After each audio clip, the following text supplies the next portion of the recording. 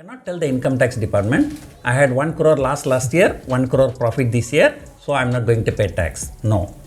I heard that there is something called minimum alternate tax. True. Can a person switch from old tax regime from 1 year to new tax regime for another year?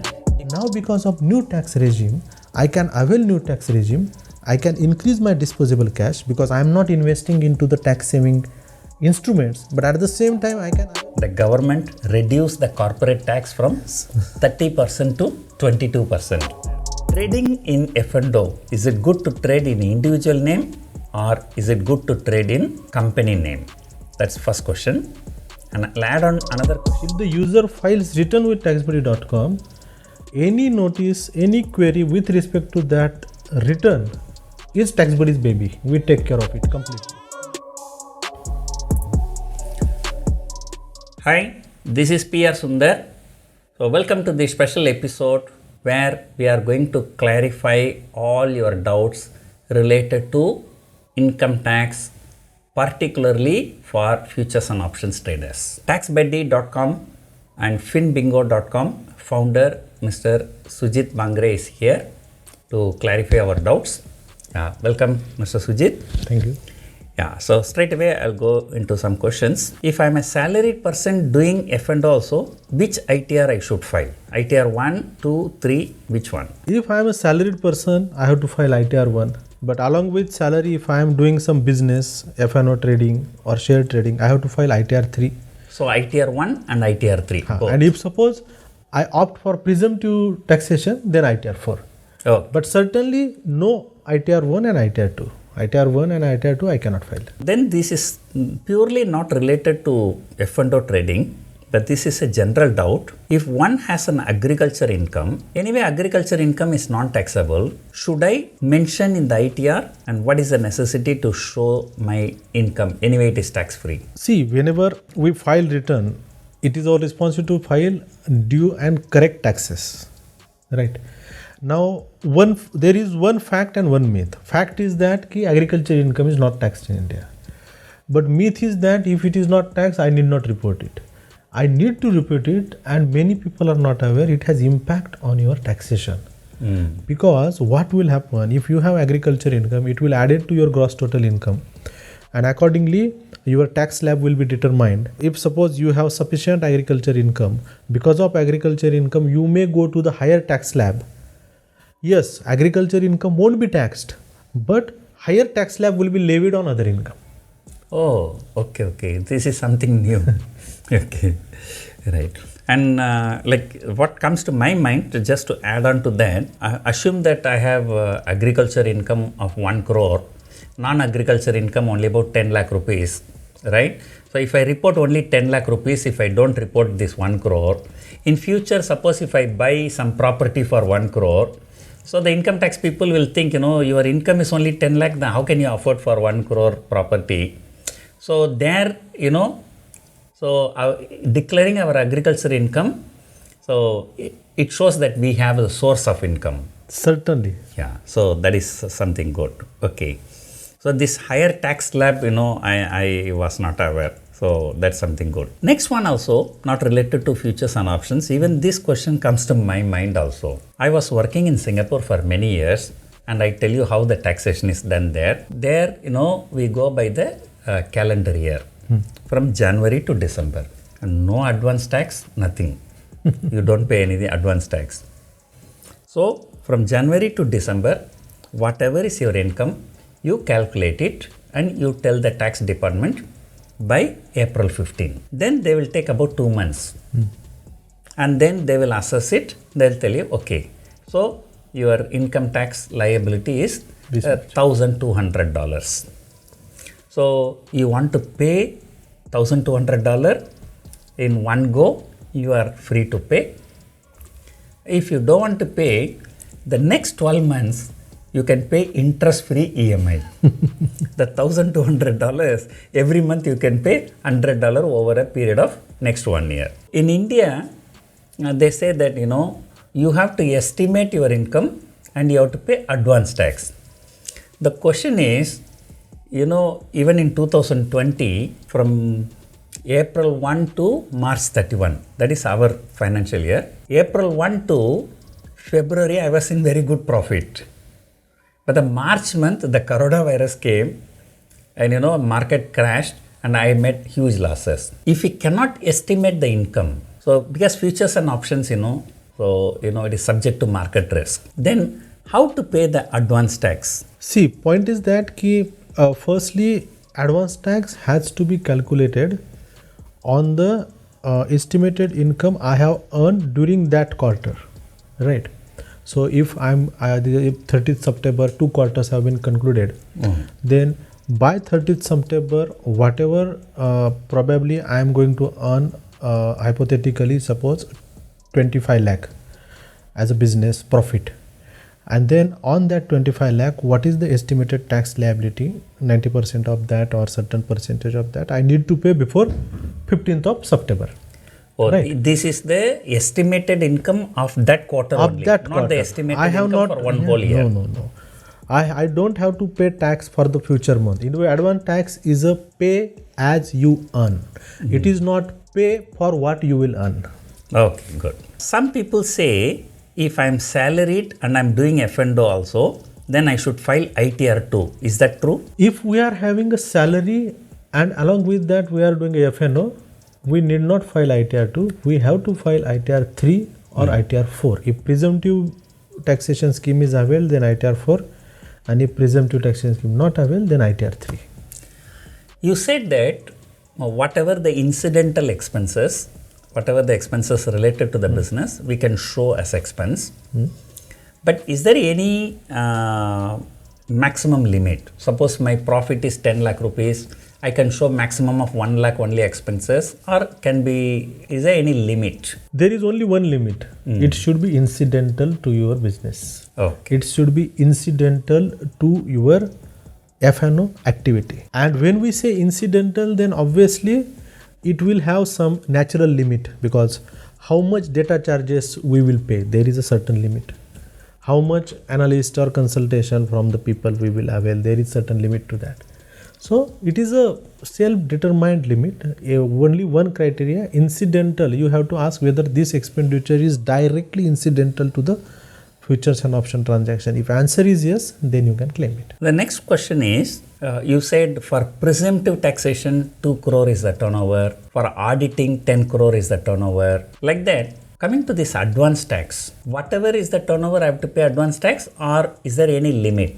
Okay, as long as you have turnover of less than this, you don't have to pay advance tax, or is there anything like that? Any threshold for advance tax? Salaried person did not pay advance tax because TDS is there. Yes. So obviously business person has to pay advance tax. No matter what is the turnover, there is some rider again. If I am availing presumptive taxation scheme, then I did not pay advance tax.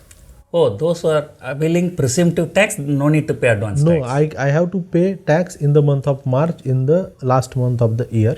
Oh, okay. I need not pay quarter-wise advance tax. Oh, okay. Now, if I am not availing presumptive taxation scheme, yes, then every quarter end I should work out what is the estimated profit I have earned, and accordingly I keep on paying the tax.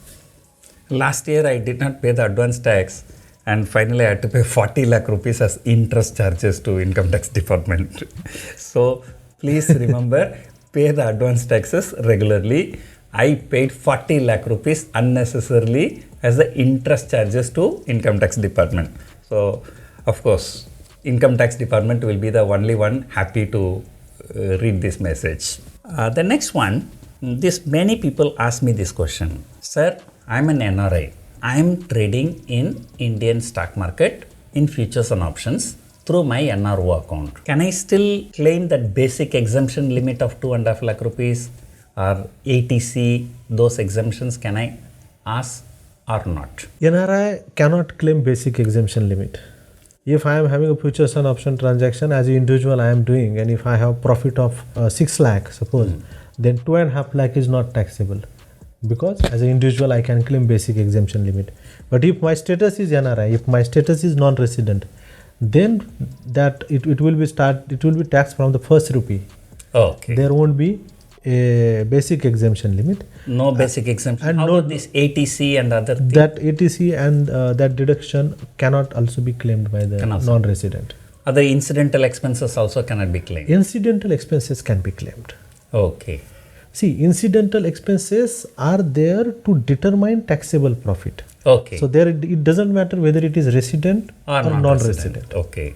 Once you arrive at the taxable figure, then you are not allowed for any exemptions. Yes. Anyway, trading through NRO account is a little bit complicated. So I always suggest, if you have some blood relative in India, you better transfer the money in their name. And again, it should be a blood relative. Non-blood relative, you transfer the money. Again, the question will come. So why you transfer the money, So then, that may attract gift tax and all kinds of problems. So if you have blood relative in India, so better do the trading in their name instead of doing in your name. So trading through NRO, there are a lot of other issues. People, they buy shares, they pledge the shares with the broker. While pledging the shares, they take some money. That's a very small money, like 30 rupees, 40 rupees. So somebody asked me, sir, can that expense can also be shown as an incidental expense? 100%. Yeah. If I am pledging the share, means what? I am borrowing the fund. Okay. It is one sort of borrowing. So if the money which I have received by pledging the shares or by borrowing, and that money I am utilizing for these transactions of futures and option, then certainly the interest which I am paying is incidental, and then I can claim. One last question. One person asked me, sir, I did not file any ITR for the last 3 years. And because my taxable amount was less than the basic exemption, so therefore I did not file. Now, when I want to take some loan from a bank, so the bank asked me to show 3-year ITR, but I did not file for last 3 years. Can I now file for the last 3 years at one go? Answer is no. Big no. Many we are flooded with such queries. So another aspect I will add to this query. So another one query in this situation which we get is that okay, if we are not able to file the return, can I report earlier year's income this year and pay tax? But answer is that you cannot report earlier year's income this year. You have to report that year's income into that year. Because even if you report this year, it will be considered this year's income. Department will consider earlier income as not reported.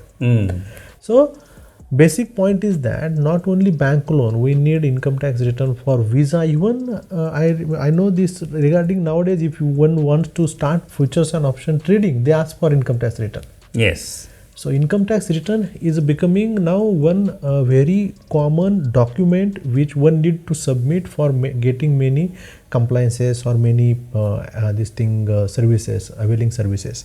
So that's why return has to be filed within that prescribed time. Otherwise, income tax return cannot be filed unless you get the notice from the department. Okay. You, in response to the notice from department, you can file the return anytime. Okay. But not otherwise. So people in US say there are two things are certain in your life. One is tax, the other one is death. So the tax is a certainty in your life.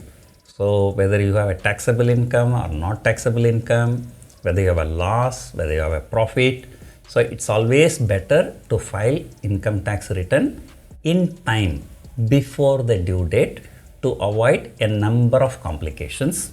So that is always good for you. So let me take this opportunity to thank Mr. Sujit coming all the way from Mumbai to Chennai to clarify all our doubts. So I hope now you are very clear about all your questions about income tax, and particularly for the futures and options traders. There are many auditors also not very clear about the taxation about these futures and options.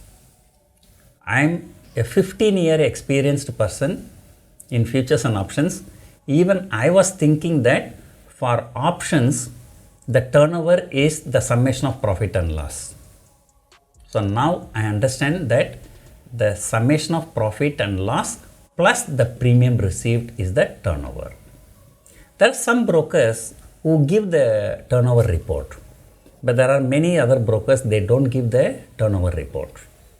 So now you know how to calculate the turnover for options also. So I hope you enjoyed watching this video, and let me once again thank Mr. Sujit. Thank you.